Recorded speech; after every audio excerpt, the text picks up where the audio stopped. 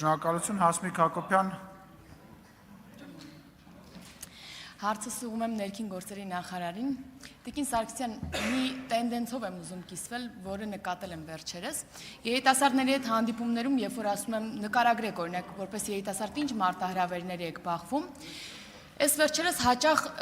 ընդդիմանիր մամուլի վերնագրեր եմ տեսնում այդ պատասխաններում։ Օրինակ, ահագնացող տեմպերով աճում է հանցավորությունը, կամ օրինակ թմրամիջոցների օգտագործում համատարած, նման բաներ եմ տեսնում։ Բայց երբ որ պաշտոնական թվեր ես նայում, դեռ մի բան էլ նվազում ես տեսնում։ Էլ չեմ ասում միջազգային զեկույցները, որում Հայաստանը ամենաապահով երկրների ցանկում է։ Դուք ինչպես եք մեկնաբանում այս ճեղքվածքը մամուլի վերնագրերի եւ իրական թվերի միջև, եւ նաեւ առիթը օգտագործենք եւ օպերատիվ իրավիճակի մասին մի քանի տվյալներ ներկայացրեք, խնդրում եմ։ Շնորհակալություն, հարցին կպատասխանի Հարփինե Սարգսյանը, ներքին գործերի նախարար, խնդրեմ։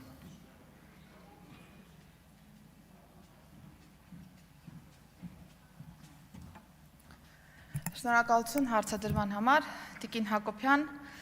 Իրականում առիթ ունեցել եմ թեմայի մասին խոսելու, բայց նորից օգտվելով առիթից ուզում եմ նշել, որ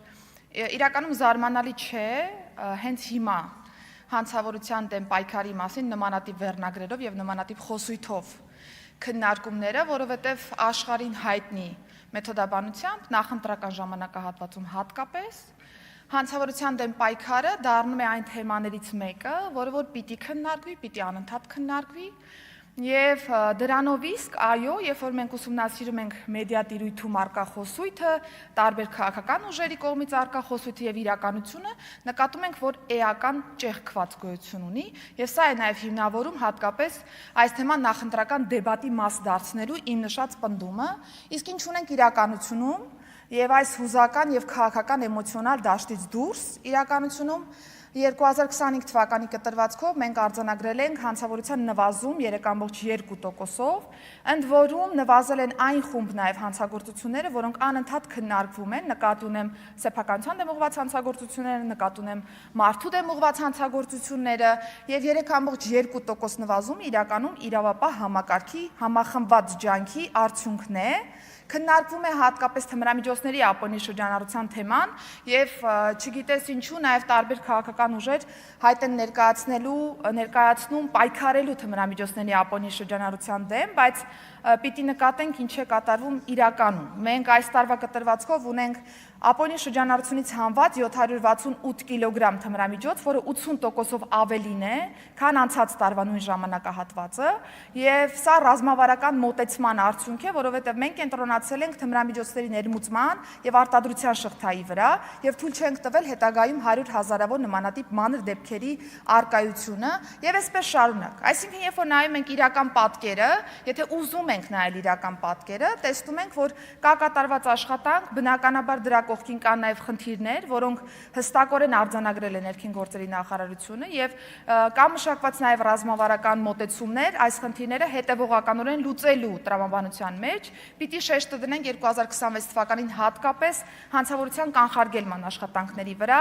արդեն ավարտին է մոտենում հանցավորության կանխարգելման ռազմավարական նոր ծրագրի մշակման աշխատանքները եւ ուրախ կլինեմ առաջիկայում քննարկել նաև խորհրդարանական գործընկերների հետ այդ նախաձեռնությունը եւս, որովհետեւ երկու հարթություն գոյություն ունի՝ օպերատիվ արձագանք, որտեղ որ մենք այո ունենք արդյունքներ եւ ունենք նաեւ խնդիրներ եւ երկրորդը, որն ամենակարևորն է, կանխարգելման բաղադրիչը, որը որ մի քանի շերտեր ունի, որտեղ թե իրավապահը ունի անելիք, թե առողջապահական համակարգը, թե կրթական, թե սոցիալական, այսինքն շերտերը շատ են եւ այստեղ պիտի կարողանանք համադրել բոլոր գործողությունները, որպեսզի կայուն եւ երկարաժամկետ արդյունքներ ունենանք։ Եթե արձագանքեք, կշարունակենք։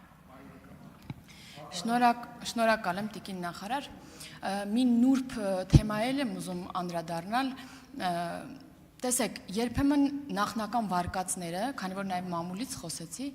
նախնական վարկածները ենթադրյալ հանցագործության հայտնվում են մամուլում,